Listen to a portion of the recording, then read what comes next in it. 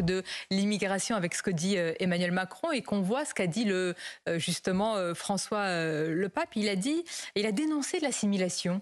Est-ce que vous y voyez, comment dire, une forme de discours qui consiste à dire mais les migrants peuvent arriver sans épouser les mœurs françaises? Est-ce qu'il a raison? Est-ce que cela vous a choqué?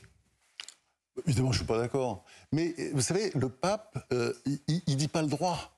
Le pape, il dit l'évangile. Bon. Et dans l'évangile, il y a une phrase très importante. Rendez à César ce qui est à César et à Dieu ce qui est à Dieu. Hein, c'est pas du tout, comment dire, il y a le monde temporel et il y a le monde spirituel, et on peut dire d'une certaine manière, l'Église a inventé la laïcité, parce que voilà, ça ne regarde pas. Et d'ailleurs, regardez, vous vous souvenez des JMJ en 1997, les Journées mondiales de la jeunesse, Jean-Paul II, c'était vraiment le pape de l'anti-contraception.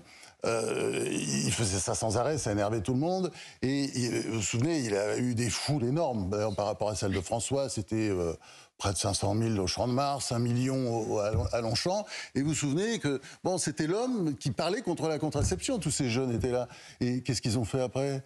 Vous avez vu que autour du bois de Boulogne, il y avait un champ de préservatifs usagés, ou de capotes anglaises, comme on disait à l'époque.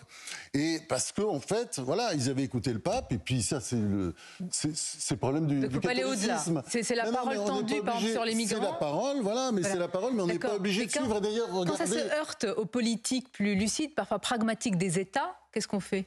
Mais non, on n'est pas obligé de faire ce que dit le pape. On peut écouter, tout à fait, il faut l'écouter, c'est intéressant. D'ailleurs, je vous signale, il y avait à côté un discours absolument exceptionnel du cardinal Aveline.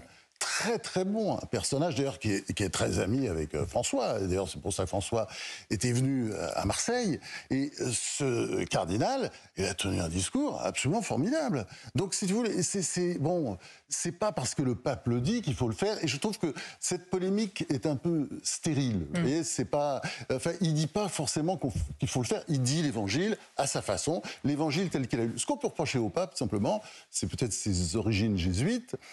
Il est très politique. Il fait beaucoup de politique, il fait trop de politique.